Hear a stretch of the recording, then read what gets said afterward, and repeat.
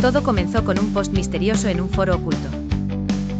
Leo, curioso, no pudo resistirse a explorar ese bosque. El bosque era un enigma, su GPS dejó de funcionar al entrar. Apareció una caseta con una radio encendida. Una voz le advirtió.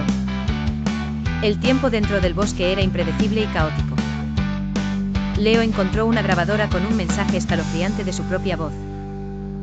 Al salir, descubrió que su vídeo ya estaba subido a internet.